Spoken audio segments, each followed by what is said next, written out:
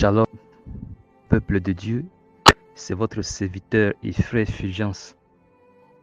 Que le Seigneur, dans son amour infini, nous accorde la grâce de persévérer dans la sanctification, l'humilité, l'obéissance, la piété, l'honnêteté, d'être discipliné en tant qu'enfant en Christ, qui nous rende davantage sages pour ne pas laisser notre cœur être séduit, afin que nous ne nous laissions pas entraîner à l'infidélité à l'égard de notre Seigneur Jésus-Christ, qui a donné sa vie à la croix pour notre salut, et qu'aucun de nous ne peut perdre,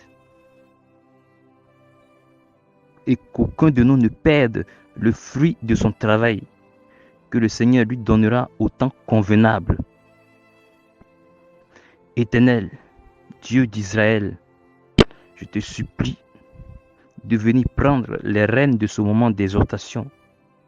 Viens, Seigneur, et utilise ce canal selon ta miséricorde et communique ta volonté à ton peuple.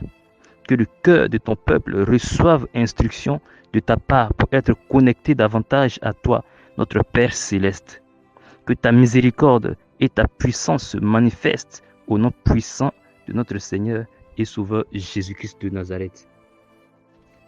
Gloire et honneur soient rendus à notre Seigneur et Sauveur Jésus-Christ qui m'accorde la grâce de venir livrer ce témoignage, suivi d'exhortation. Et j'annonce le thème du témoignage. Peuple de Dieu, attention aux gains faciles et à la cupidité, car c'est un piège vicieux que Satan a tendu pour séduire les âmes. Verset biblique à l'appui. 2 Timothée chapitre 3 verset 5, Matthieu chapitre 24 verset 24, 1 Timothée chapitre 6 verset 10, 2 Thessaloniciens chapitre 3 verset 10 et Proverbes chapitre 26 verset 16. Amen. Shalom peuple de Dieu, je viens partager avec vous un songe que le Seigneur dans son amour m'a accordé la grâce de vivre. Et dans ce songe, je me suis retrouvé assis à un endroit public, comme dans un marché où il y avait toutes sortes de personnes et de choses. Il y avait des hommes, des enfants, des femmes. Et dans ce lieu, il y avait toutes sortes de mouvements qui se passaient. Il y avait du monde et des gens qui affluaient de toutes parts. Il y avait un monsieur qui était aussi là, à quelques mètres de là où j'étais assis. Ce monsieur était vêtu d'un habit blanc et un chapeau aussi blanc sur la tête.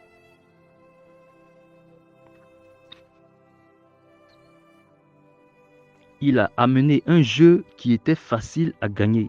En fait, il n'y avait pas de perdant à ce jeu. Chacun gagnait quelque chose. Il y avait en jeu 3 choses que l'on pouvait gagner en jouant à ce jeu. Il y avait l'argent qu'on pouvait gagner directement. Il y avait aussi des cartes de crédit bancaire avec toutes les coordonnées pour le retrait d'argent, des puces de réseau de télécommunication avec des comptes et aussi avec des coordonnées de retrait.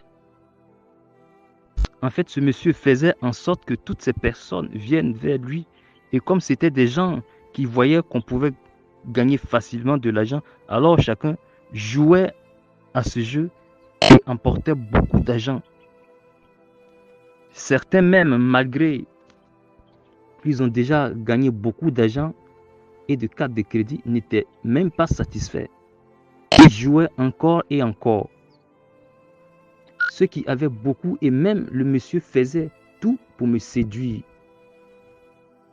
Mais l'Esprit du Seigneur me dit que ce sont les agents de Satan qui vont séduire, et même qui sont en train de séduire beaucoup de gens, ceux qui aiment le gain facile et qui ont l'amour de l'argent. Et quand le Seigneur m'a révélé l'identité de cette personne, j'ai commencé à dire aux gens de ne plus aller jouer à ce jeu car c'est un piège. Et les gens ont commencé à m'écouter et à venir se réunir autour de moi. Et j'ai commencé à leur expliquer comment c'est un piège pour leur âme et pour leur perdition. Mais il y avait toujours beaucoup de personnes avec lui. Ceux qu'il avait séduits étaient plus nombreux que ceux qui étaient venus vers moi. Ceux qui m'ont écouté. Voilà, c'était le songe. Bien-aimé de Dieu, 2 Timothée chapitre 3 verset 5 dit ceci. Ayant l'apparence de la piété, mais reniant ce qui en fait la force, éloigne-toi de ces hommes-là. Et ce verset de 2 Timothée chapitre 3 verset 5 représente le vêtement et le chapeau blanc que le monsieur avait porté. Alléluia. Son vêtement blanc symbolise toutes ces fausses richesses qu'il était en train de donner aux gens à travers ce jeu. Mais sa véritable identité, son mauvais dessein, était à l'intérieur de lui.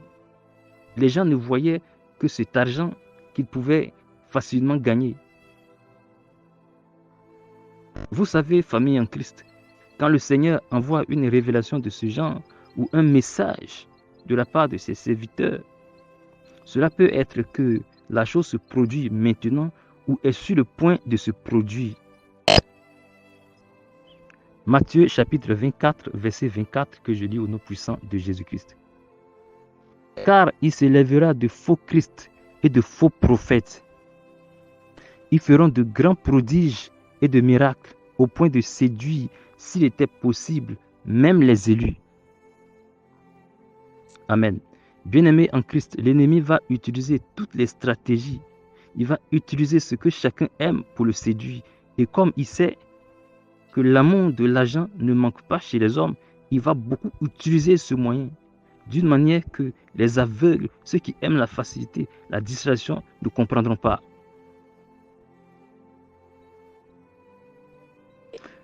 Ne savons-nous pas comment on l'appelle dans la Bible? On l'appelle le rusé, le malin. N'est-ce pas son nom? Il a souvent l'apparence d'être quelqu'un de généreux, mais à l'intérieur. Voilà pourquoi il faut s'armer en ces temps de la fin du don de discernement. C'est vraiment un don vraiment très important. 1 Timothée chapitre 6 verset 10 que je lis au nom de Jésus-Christ. Car l'amour de l'argent est une racine de tous les maux. Et quelques-uns, en étant possédés, se sont égarés loin de la foi et se sont jetés eux-mêmes dans bien des tourments. Alléluia. Bien-aimés de Dieu, frères et sœurs en Christ, regardons dans notre cœur et éprouvons-nous nous-mêmes. Et si l'amour de l'argent, la cupidité est encore dans le cœur, avec sincérité, allons dans la présence de Dieu pour lui demander la délivrance. Ne fermons pas vraiment nos yeux sur ces choses. Voilà pourquoi il est très important de parfois demander au Seigneur dans la prière s'il y a des choses qui sont encore cachées en nous, qu'il nous les révèle. Et quand il nous les révèle, il faut qu'on se mette à l'œuvre pour lui, pour le supplier de nous délivrer. Au lieu de passer tout le temps à demander des futilités à Dieu, demandons des choses qui sont pour le salut de notre âme. Si nous sommes vraiment sages en tant que chrétiens. L'amour de l'argent est un sceau maléfique de l'ennemi dans l'âme. C'est l'un de ces canaux d'accès à notre âme. Car Dieu a dit que personne ne peut servir Dieu et Mammon. Mammon qui est l'esprit derrière l'amour de l'argent. Une âme dans laquelle se trouve encore l'amour de l'argent est une âme sous la possession de Satan par l'esprit de Mammon. Genèse chapitre 3 verset 19. Le Seigneur a dit ceci. C'est à la sueur de ton visage que tu mangeras du pain, jusqu'à ce que tu retournes dans la terre d'où tu as été pris, car tu es poussière et tu retourneras à la poussière. Et 2 Thessaloniciens chapitre 3 verset 10 aussi dit ceci. Car lorsque nous étions chez vous, nous vous disons expressément, si quelqu'un ne veut pas travailler, qu'il ne mange pas non plus. Amen. Dieu, en effet, a défendu à l'homme la facilité. Et l'homme d'aujourd'hui aime beaucoup la facilité. Il aime les loteries, les jeux de hasard, le gain facile. Notez bien que chaque jeu de hasard, de loterie que l'homme joue, c'est une alliance inconsciente dans laquelle il est en train d'engager son âme. Et quand on est entré dans cette alliance inconsciente, l'ennemi tient notre âme captive. Voilà pourquoi après avoir joué 1 ou 2 fois à ce genre de jeu, vous n'arrivez plus à vous défaire. Oui, parce que l'ennemi vous a déjà attaché avec ces jeux. Bien-aimés du Seigneur, mais pourquoi aimons-nous voir les choses avec les yeux charnels? Car derrière ces jeux de hasard se cache un grand danger. Derrière les gains faciles se cache un grand danger qui est la perdition de nos âmes. Bien-aimés de Christ, il arrive un temps où la facilité de gagner l'argent va se répandre sur la terre. Facilité derrière laquelle se cache la marque de l'antéchrist. Le gain en ligne, les propositions de travail sur les réseaux sociaux, les jeux de hasard, bien-aimés de Dieu. Si vous aimez le Seigneur pour la vie éternelle, si vous aimez vos âmes pour la vie éternelle, fuyez ces propositions de travail en ligne, les jeux de hasard. Proverbe chapitre 26, verset 16. Le paresseux se croit plus sage que cet homme qui répondent avec bon sens.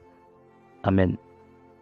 Ce n'est pas parce que certains manquent d'intelligence qu'ils fuient le gain facile, mais parce qu'ils savent que Dieu seul donne gratuitement, mais l'ennemi te donne des choses physiques comme des biens matériels, l'argent et autres, mais il te prend quelque chose de plus précieux que ça. Il te prend ton âme. Jusqu'à quand allons-nous comprendre cela? Le temps arrive et il est déjà arrivé où les paresseux, ceux qui n'aiment pas travailler de leurs mains et qui aiment l'argent facile, tomberont dans les pièges de l'ennemi. Le Seigneur met déjà en garde que l'argent facile va encore plus circuler dans le monde et le paresseux va se laisser facilement prendre au piège. Et ceux qui aiment les jeux de hasard, attention, peuple de Dieu, que les sages se laissent avertir et que l'insensé continue à négliger les avertissements du Saint-Esprit. Que toute la gloire revienne à notre Seigneur et Sauveur Jésus-Christ de Nazareth. Amen.